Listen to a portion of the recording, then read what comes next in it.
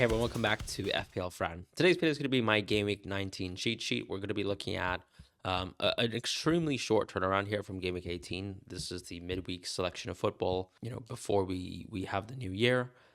The transfer window will technically open after Gameweek 19 as well. So I think there's a couple sort of shifts in terms of impacts on players, unfortunately, right, because of players, moving in and out of clubs potentially. And this transfer window could be a bit more impactful than previous ones where, Semenyo is very likely to leave towards Man City. It seems like that deal is, almost arguably done, per reporting. And there could also be additional impacts just because of the World Cup as well, right? Like transfers could happen because the World Cup's got to cut into transfer time. And I think a lot more clubs within continental Europe will actually just be thinking about making transfers fast forwarded for January. So that Kvaratskhelia deal, for example, that happened last season, could happen again across multiple big clubs. But I think that aside, not a huge impact. Let's just step back into FPL, look at the cheat sheet. If you've never seen it before, it's effectively a tier list of players based on position, based on price point, how I feel about their upcoming fixture run, their minutes, and anything sort of to,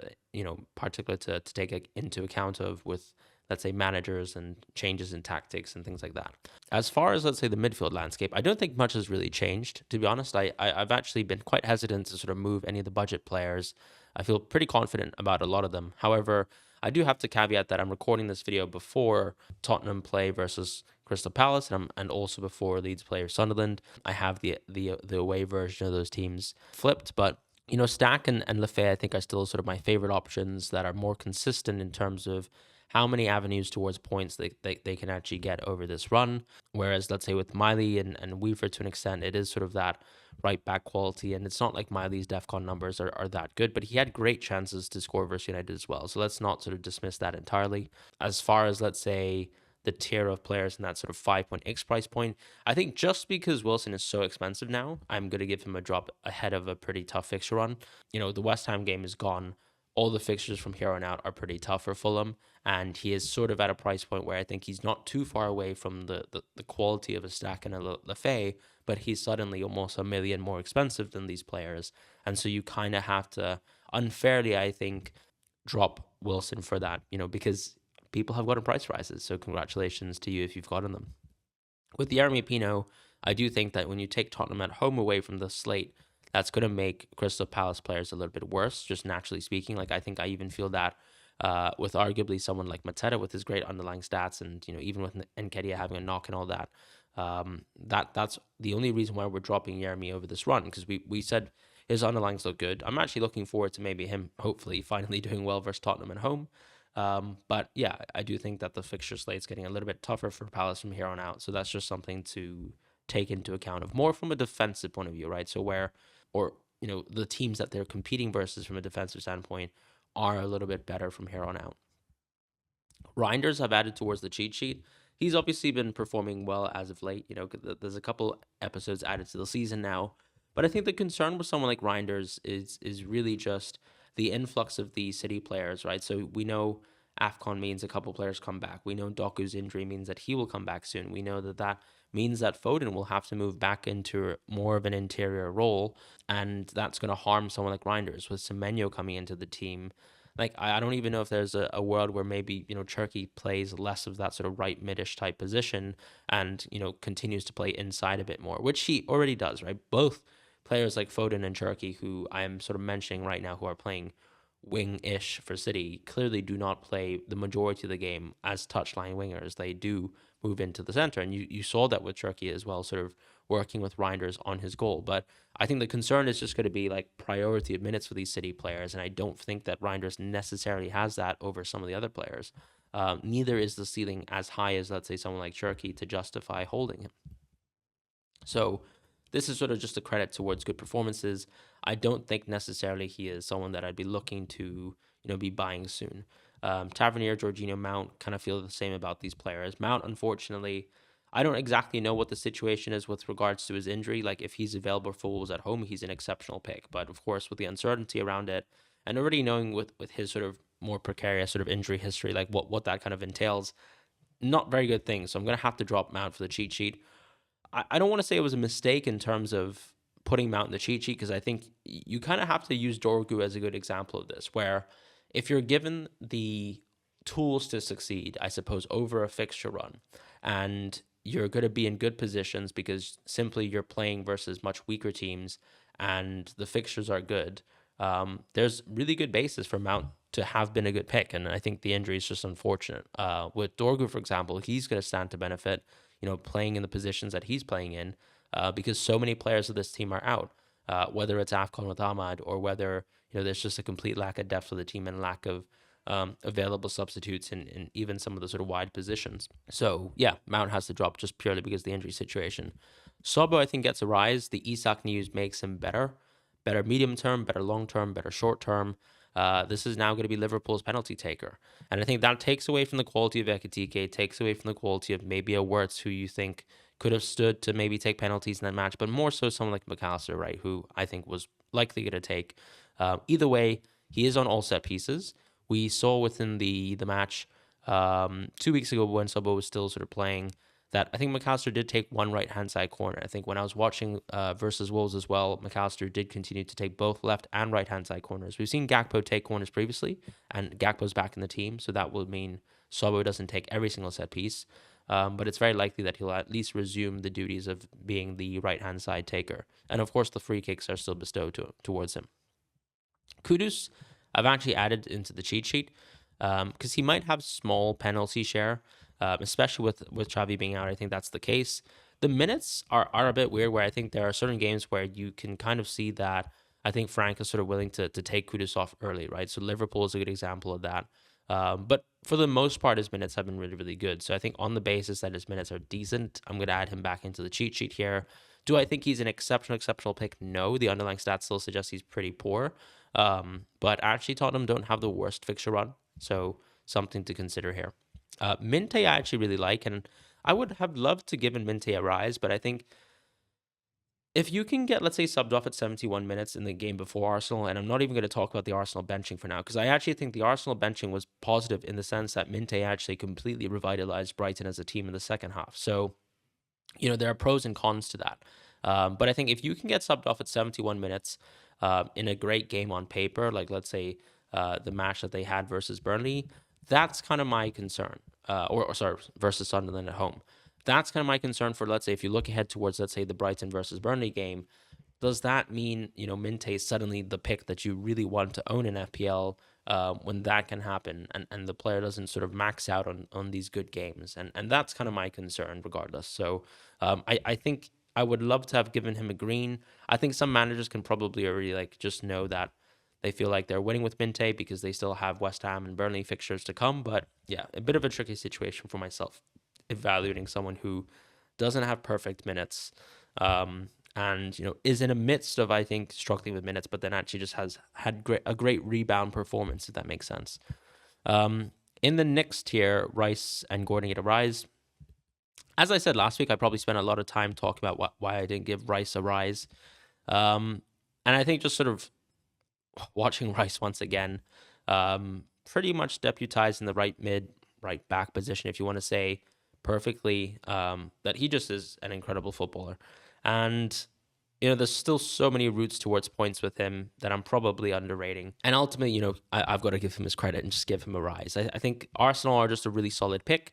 Rice is the type of pick as well where I think he's kind of like a DEFCON defender in the sense that he's probably a bit more of an all-round utility player, someone who's not going to necessarily have extremely high ceilings in terms of games, like from a potential standpoint compared to, let's say, Saka, but just is so much more consistent and average. And I think his minutes also could bear out, being better. So Rice is great. Gordon, I think really good minutes at United is a positive sign just because of how good the fixture run is for Newcastle anyways.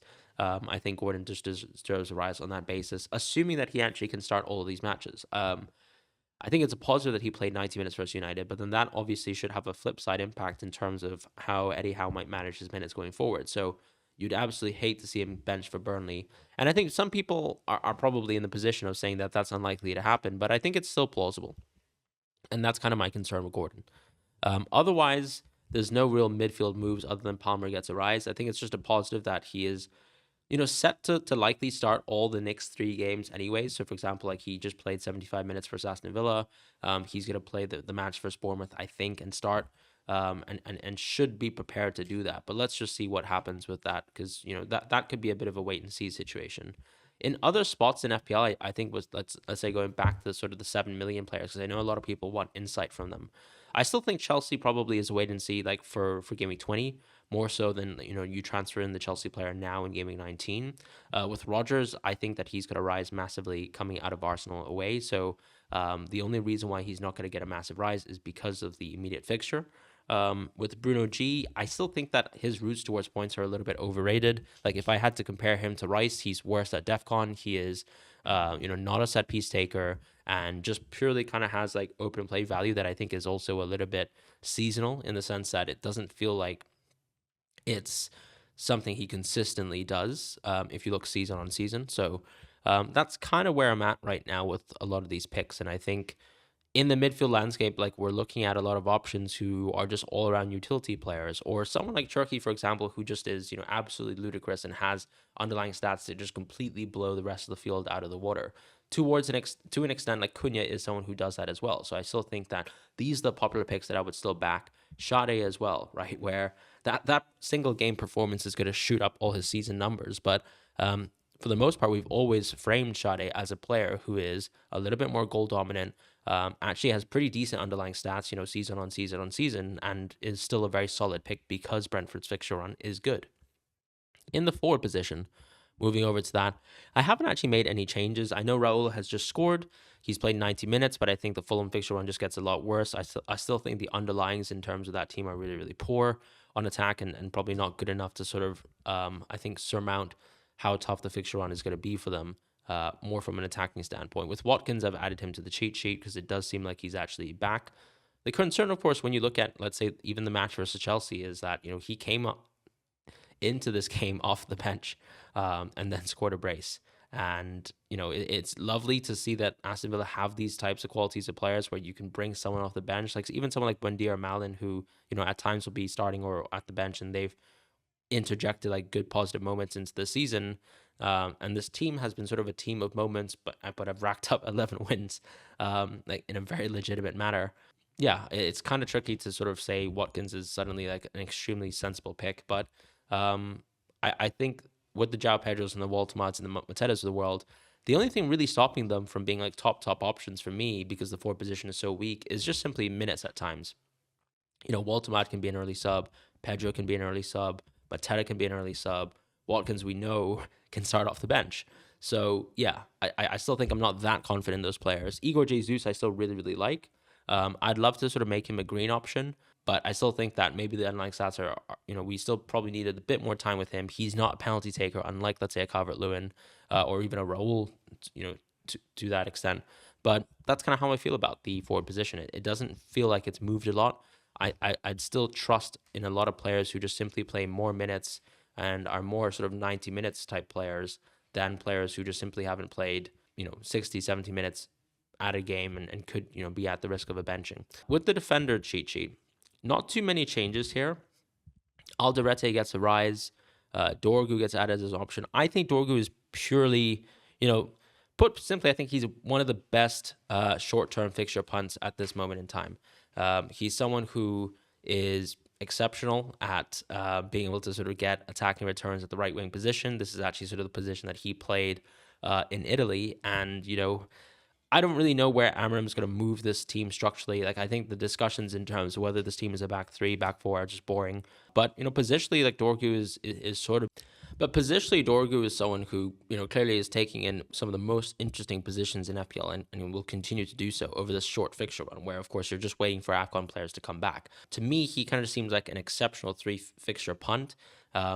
The more classic sort of 4.0 defender, where he's going to be useful for a short term and then suddenly completely useless afterwards, is kind of the way that I see it. But I think the punt is so exceptional that it is worth looking at. Alderete, I've given a rise just because I think his DEFCON stats are actually just really solid. And, I don't really think there's a huge separation between him, to be honest, and Mukiele. So, yeah, I just felt like that was a rebalancing that was needed within the cheat sheet. With Dallo, he gets a rise purely, fixture unrelated. His underlying stats have been really solid too. Not much DEFCON to boot with someone like Dallo, but I think the big difference with him and Dorgu is that, of course, in the short term, he is not as exceptional as a Panis Dorgu. But in the long term, I think Dalot's minutes are going to be perfectly fine. So that's kind of the big pro here with Dalot, where his recent tick up in the numbers probably means that, more permanence in the team anyways. And that's the pro. With Anderson, that's the drop purely due to the Fulham fixture run being worse. Richards unfortunately gets a drop as well with the injury situation.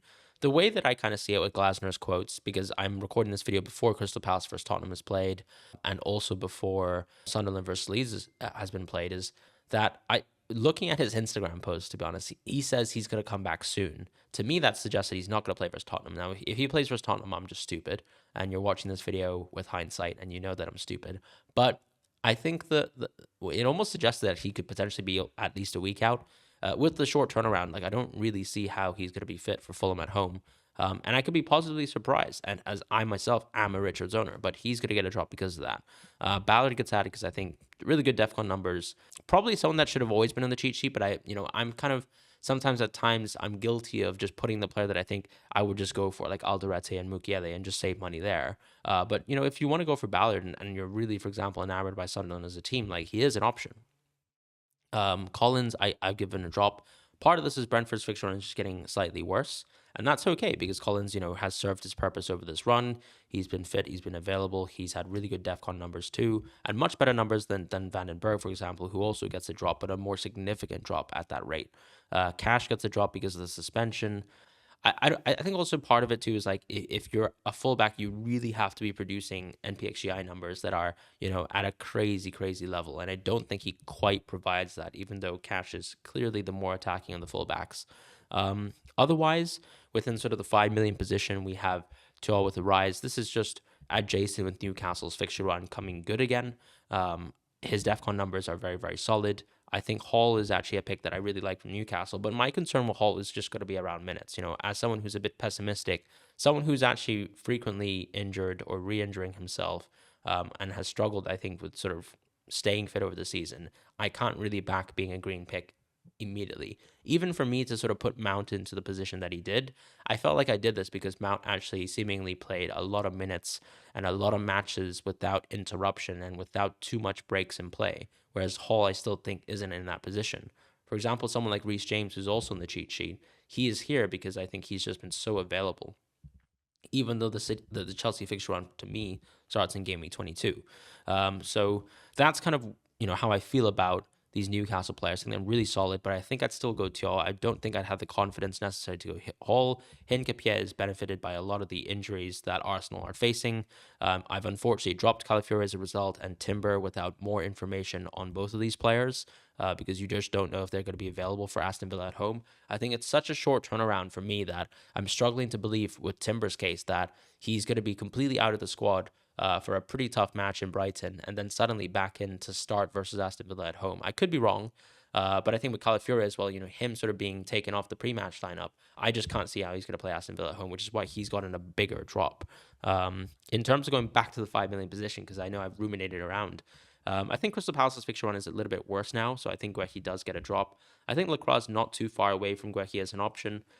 Simply because his DEFCON numbers are that good, right? So I think the difference in terms of the averages sort of does make up between the two. And this is all consistent with the Richards drop as well. James has been added because I think James is just exceptional. So going back to James, I would love to own James in the future. I would love to sort of create plans to own James in the future because he seems like the most interesting Chelsea pick. But Chalobah is also, around the corner, and he is there. And he is more permanent as an option where you think there still might be games, I think, where, Maresca's plan to almost protect James is to sort of play him in the midfield. And I don't think that's going to change because he's an exceptional player. But, are there still going to be games where, especially with Champions League being a thing for Chelsea, does James suddenly just lose out on minutes and suddenly you're kind of hurt by owning James? And I think that can still be plausible. But let's just see until Gameweek 22. I think he's a very good pick. Virgil gets a drop. I just think absolutely shocking performance was like Wolves. With the context of Wolves being so bad, right? It's not about Liverpool actually, struggled to get a win or something like that. I don't think Wolves were that good. But it's just putting themselves or shooting themselves in the foot in the sense where you're still conceding so many chances in a positive winning position where, so many other top teams are so much better at managing leads, at managing out, potential victories, and Liverpool just simply isn't. I talked about this within my transfer plans video, but I think there's a Mark Stats graphic that just shows how bad Liverpool are in winning game states, and I'm not really enamored by them. Otherwise, I've given Gabriel a re-addition to the cheat sheet. I think he's an exceptional pick. My only question is, I don't know, is he, from a fitness perspective, allowed to even start the Aston Villa at home game, or maybe even two fixtures in a row, Aston Villa at home, and then suddenly, of course, the fixture, which would be Bournemouth away. So my concern is that I would probably just wait to buy Gabriel a little bit later. Maybe game week 20 is your vantage point. Maybe game week 22 is your vantage point. Maybe 24. Because if you want to look at the Arsenal fixtures, I don't think, they're that interesting until 24. But something you need to think about with the defenders too is you're kind of bringing in defenders for the long term. Someone like Gabriel can be brought in on a tough match simply because you're going to want to own him for the long term. And I think that's okay from a decision-making standpoint to make that sort of call. Otherwise, within the goalkeepers, I've actually not made any changes. I'm still very happy with all the goalkeepers here, but I think the only thing would be to say that John is an interesting pick that could actually become a huge part of the game. I would like to still see a couple more starts. I don't know how many more starts I need to see necessarily, but it seems like he's played well, and Sells isn't particularly rated. So he's the only option where I'd say he could very much break the goalkeeping landscape, because people have spent so much money into Raya, where I think the only thing that would actually force someone to move out of Raya is the sheer benefit of being able to own someone like John, who can probably, suddenly move a Acuna into a Palmer within a certain manager's FPL team. And that can be very, very lucrative, right? That sort of cost benefit. So that's it for the cheat sheet. Thank you guys so much for watching. I hope you guys have a wonderful game week, and good luck in Game Week 19.